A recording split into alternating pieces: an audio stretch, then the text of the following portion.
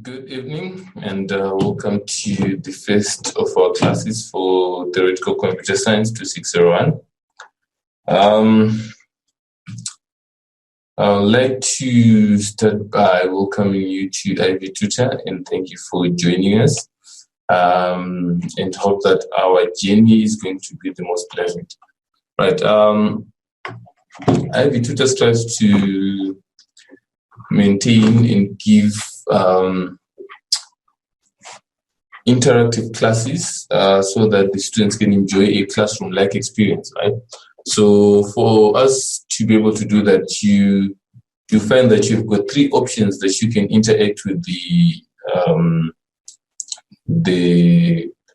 facilitator or tutor, right? You can either do so by raising your hand. What that does is the facilitator will give you permission to speak, right? You can unmute your microphone and then you can share, and that will be available for everyone else involved. Okay, so that is the first way you can raise your hand and you're given the permission to take the platform. Second way is you can use the Q&A section, right? The Q&A section, you can just write or type any question that you might have. Right, by doing so, the question is available for everyone who's attending the class, and then it will also be viewed by the facilitator as well. The last option is to use the chat option, right? So the chat option, the default setting for the chat option is that it is a private chat between you, the student, and the facilitator. My thought is that if you're sending a question that is beneficial to other people in the class, that you do so and you select the option of sending to all panelists and all attendees so that everyone has access to the question that you've posed. Right, so those are the three ways that you can interact with the facilitator in class. Right, after class, we can use email. Right? We can use email, and if you're joining us for the very first time, my name is Kuda, and my email address is kuda@ivtutor.com. Right? So anything that you have, you've tried the question, you're not sure where you went wrong, you're not sure if it is wrong, you send it through. You want a question you understood in class, you send it through via email, and any other business that you might want to, right? We can assist each other there. So that is how we're going to be interacting for the rest of the semester. And like I said, it is my hope that it will be a pleasant one. Right. Any questions regarding that?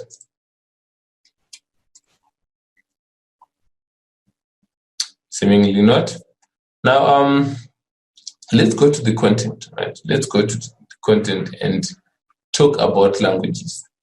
Right. So when we start talking about languages, we want to have the talk of babies, right? To see how do babies develop their language. So that's the analogy I'm going to use, right? They say that at around 6 months, a baby already has mastered the vocabulary, but they cannot pronounce the word because they do not have the muscle to do so, or they haven't trained their muscle to do so, right? So at some point when they start speaking, they train themselves to speak the word, right, that matters the most to them, right? So you find that when usually they start by calling out their mother or so forth, but what that's doing is the genesis. They have a few words in their vocabulary. It starts by 1, it goes to 2, 3, it goes on and on and on and on, right? By the time they reach 5 to 6 years, right, they are already talking machines. They can go on and on and on and on and on talking, right? So we want to be able to do that as well, to see how are words formed in our languages, in our computer science language, what is the language in computer science? How do we formulate a language in computer science? Are there any rules in the language of computer science? And what is not found in the language of computer science? All right. So let's start with a few basics. A language, right, is a set of all strings of terminal symbols derived from an alphabet. So for you to have a language, you need to have an alphabet. So the common used symbol for alphabet is the Greek letter sigma. So our alphabet is mainly going to be AB. Right, we're going to have AB as our main alphabet, unless otherwise stated. AB is going to be our alphabet. Right.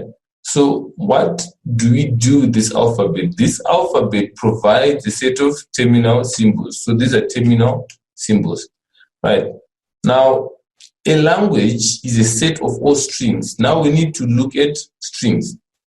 Right. So strings are actual words in a language, right? So we're saying a language is a set, right? It's a set of strings,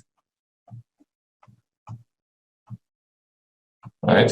It's a set of strings, right, that are made up of terminal symbols from the alphabet. So A, B can then be a string. A can be a string. A can be a string. B can be a string. Right? And this can go on and on and on. Right? So these are strings that are made up of letters of the alphabet which make up a language. Right. Now, by definition, an alphabet is a finite non-empty set with a set of symbols or letters. It is called an alphabet, and we say we denote it with the Greek letter sigma. Right. So here's an example of an alphabet. We can have this as an alphabet. We can have this as an alphabet. Right. English, for example, has got how many letters of the alphabet? 24. Okay. Other languages might not have a letter of the alphabet, or I know the Chinese has got multiple characters. Okay, a lot of characters. Braille has got its own characters, right? It is not the same as those of English. So each language will have a specific defined alphabet to go with it. Right. Now strings, we say strings are the words that are in a language. How do we formulate those strings? So strings are concatenations of finite symbols from the alphabet. But they are concatenations from the finite symbols from the alphabet. What does concatenation mean, right? Say we've got two blocks, 1 and 2. Concatenating 1 and 2 means we're taking 1 and 2 and putting them together like that. Where one stops, 2 will begin, and you put them together like that. So concatenating 1 and 2 is not equivalent to saying concatenating 2 and 1. Right? So this is not equal. Right? So you should be on the lookout for that and be cognizant of the fact that order matters when we're talking about concatenation. Right? So that is what is a string. So if we've got alphabet AB, then we can have A as a string, AB. We've concatenated these terminals. You can have that, It can be any other word or string that can be formulated by concatenating any A and B elements. All right. So that's how you get to a string. Now, let's look at other properties that we find in our languages that we're going to be dealing with. And given an alphabet, right, the Kleene closure of the alphabet is the collection of all strings defined over the alphabet. So it's a collection of all strings defined over the alphabet. including now. Okay, so that is the definition of the Kleene style closure. If it is given across an alphabet, right, it is the collection of all strings. So alphabet A, B. A, B. The Kleene closure of the alphabet gives us all the words in the alphabet, or a set of strings, which is equivalent to say it is the language. So the Kleene closure of the alphabet gives us the language of all words that can be generated by that alphabet. All words that can be generated by that alphabet. Right. So the Kleene style closure can be defined over any set of strings. And before we get to this point, let's talk about this character now. So character now is a character that we're introducing now. It is outside of the alphabet, but it is like 0, right? It is like 0, right? Now is got no length, but it is a character, right? So it is our symbol for 0 in our language, or for nothing, for emptiness, right?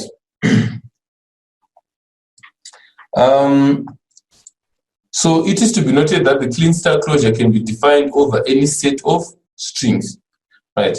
So it cannot be limited only to the alphabet.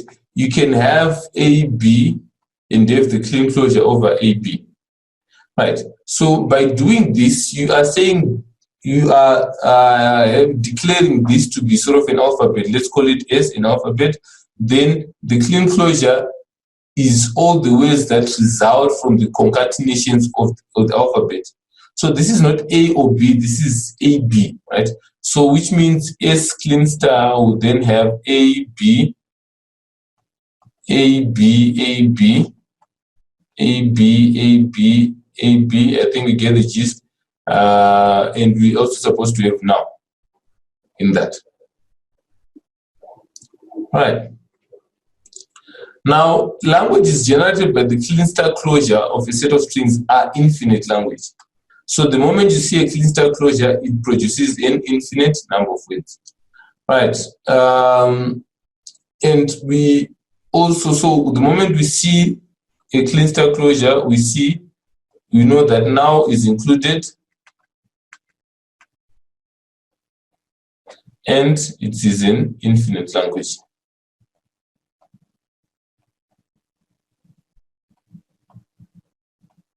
Okay. Right. Examples for Kleene style closure. We've got this, and the alphabet is X.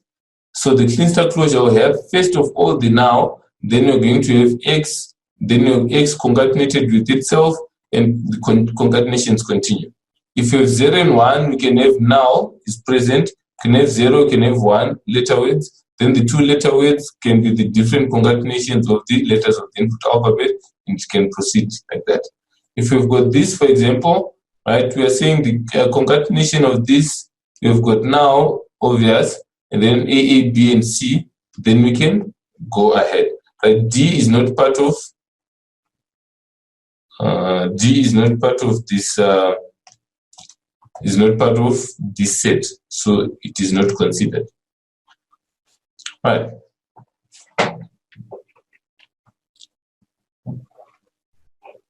Now, the Kleene style closure has got a cousin that is closely related to it. It is called the Kleene, the plus operator, or the plus closure. Right.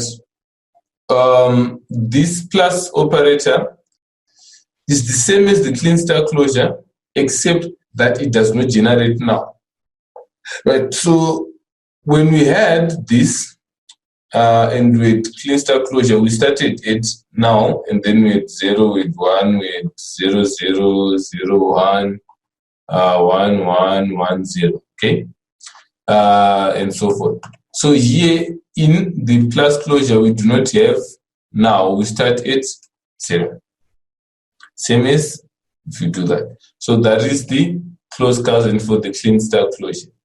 So these are just tools that we are just working with that apply in the formation of languages or words in a language. Right, we can also get the length of a string by saying, say, W is a string AB, then say, for example, here, right, over the alphabet AB, we've got a word S. The length of S is equals to 5, which means we count the number of characters involved. Right, oddly enough, the length of now is equals to 0. So, which means if I have got ABA, now BA, the length of this word is still equals to is still equal to 5. Right. So because this does not have that, so which means eventually that ABA now BA is equivalent to ABA. All right. Then we can also reverse a string. So if we have S, then we can have SR. Right. The reverse is obtained by writing the letters in order. So if we've got ABC, then the reverse of S or that is CBA. Right. So that's self-explanatory.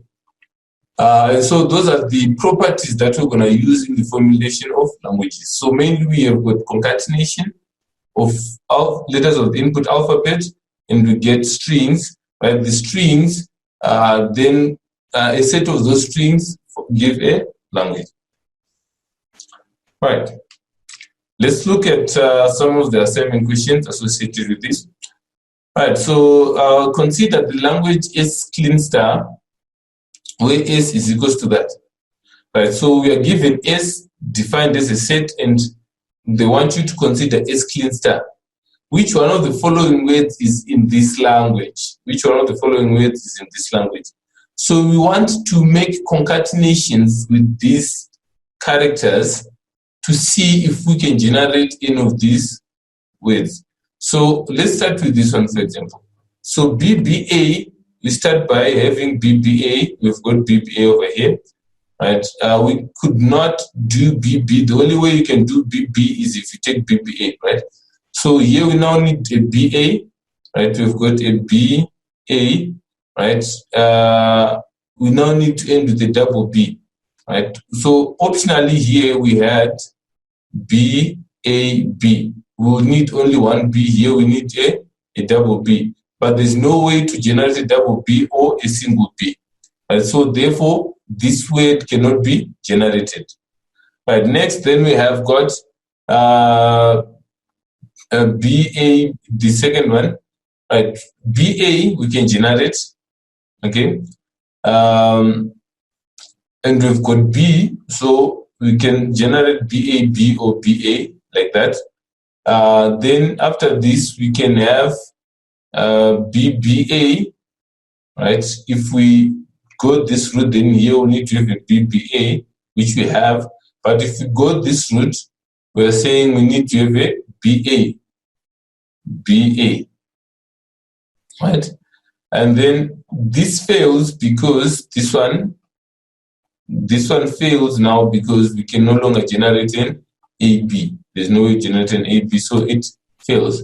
But then this one might continue with BBA. We still need to have an AB. Right? Anything that starts with an A, there's nothing starting with an A, so this also fails. We cannot generate that word. So we go here, we can generate BA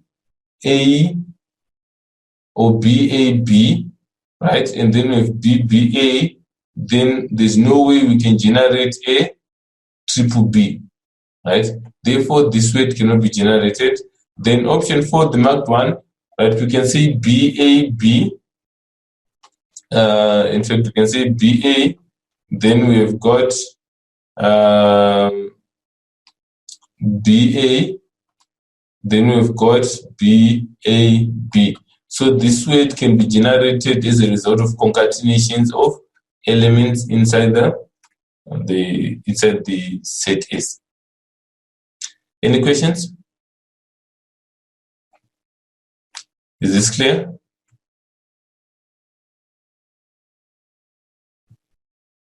All right, sweet.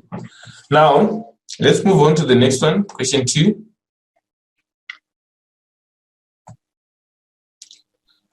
Which one of the following is an example of two sets S and T of strings such that S is a subset of T and T is a subset of S, right? But and T is not a proper subset of S, but S star is not equal to T star, right? So we want S to be a subset of T and T not to be a subset of that, but we need S star to be equal to not to be equal to T star, right? So T cannot be a subset of S. So let's find all those that have got T as a subset of S. So none of them have got T as a subset of S, then fine. Then let's look for those that have got S as a subset of T. So S is a subset of T here, S is a subset of T, S is equal, this one, S is not a subset of T. Then here we've got S as a subset of S A B B B. So S is a subset of T here. We've eliminated one. So now we want to find where S star is not equal to T star. Right. For S star to be equal to T star, right, all the words in S, all words in S star are in T star. That's what this means, right?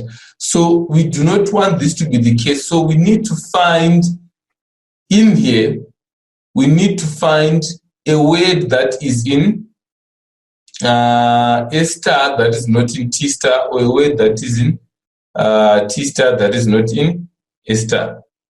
Okay, so let's start by option 1. Okay, so if we go to, we'll start by option 3. Because we've got A, we've got B, we've got A, we've got B, we can generate anything. Generally, we can generate anything. This A, B can be generated in S star, it can be generated in T star, and many others. So the presence of A, B here ensures that all the words over the alphabet A, B are generated. So this becomes wrong. Then next, here we've got A, triple A, and here we've got A, triple A, quad A. Right, this A, it can be concatenated twice to have a double A, it can be concatenated thrice to have a triple A, it can be concatenated 4 times to have a quad A. Therefore, S star is equals to T star here as well. Right, now let's look at S. S says A, B, B, B. So we've got A, B, A, B, B, B, B, B. Right, S star or BA is therefore not an element of S star. But there's no way we can produce BA with S star, but BA is present here. Right? So the presence of BA here ensures that they are not equal, since one word exists in T star but not in S star. Hence, this is now the correct solution. Right, questions? Okay, next.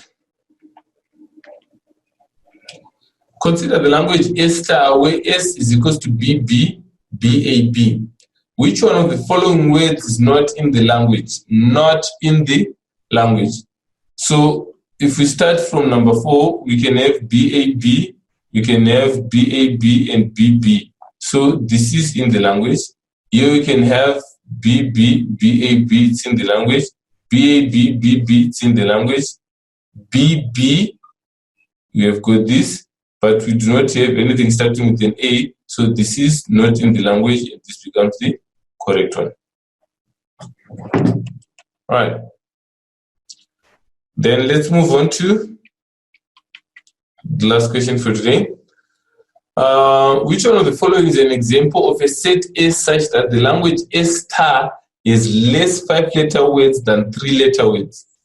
So it's less 5-letter words than 3-letter words. So in other words, you can say is more 3-letter words than 5-letter words. More 3-letter words than 5-letter words. Than 5-letter words. Okay.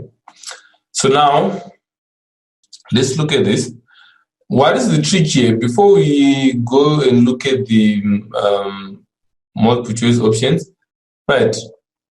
If you want to have more 3-letter words than 5-letter words, right? One way of doing it is to have a set that has got only 3-letter words, right? It is guaranteed not to have a 5-letter word. If I have this, then I'm guaranteed not to have a 5-letter word. So I've got 1 or 2 3-letter words, whereas we've got 0 5-letter words. So if we look at this here, we've got 3 and we've got 2 and we've got 1. Right, now this is dangerous now because, right, the 3-letter words that we can formulate are A, 1, then we can have A, we can have B, A, and this A can go there, okay? Those are the 3-letter words. Right, 5-letter words, it can be A, right? It can be A, B, it can be B, right? It can be B, it can be A, B, right? Or it can be, so it's A, B, yes. It can be B, So you have more 5-letter words than that. So as long as we've got this scenario where we can formulate 5-letter words, right? Usually it is the case that we are bound to have more 5-letter words because I don't know if you're familiar with this. Like if you say over the alphabet A, B, right? A, B. Right, 2-letter words are going to have, we're going to have 1-letter words, we're going to have 2-letter words, we can have 3-letter words, we can have 4-letter words. So you're going to have 4 2-letter words. You're going to have 8 3-letter words. You're going to have 16 4-letter words. You're going to have 32 5-letter words. So you have more combinations if you have got things broken down like that. Same applies here. We have AA, we've got B, we've got A. We're going to have the same problem that we had here. And then looking at this one, number 4, we've got 5-letter word and 3-letter word. Right? We've got 5-letter word and 3-letter word. So we have 1 5-letter word, 1 3-letter word. We can have B, B, B. Okay? Means we now have 2 3-letter words, 1 5-letter word. But we can also have 5 Bs, which means we now have 2 3-letter words, 2 5-letter words. And we can also have B, B, B, A, B, which means we now have more 5-letter words. Now let's look at this one. We've got 1 5-letter word. This 4-letter word is never used in the production of a 5-letter word. This 3-letter word is never used in the production of a 5-letter word. This 3-letter word is never used in the production of a 5-letter word. Therefore, we've got 2 5-letter words and 1 5-letter word, and then this is our correct option. All right. Any questions? Cool. In that case, that was our intro class. Again, you now know how to get in touch with us. And generally, we take it takes 48 hours for our videos to be processed. So you should have this. Today is Thursday. by Saturday, it should be available for you to review. So if you have any questions, feel free to ask. If you've got any comments, compliments, anything, any feedback, we are very welcome to those. If there are no other questions, then we can call it a night. Enjoy the rest of your evening. Goodbye.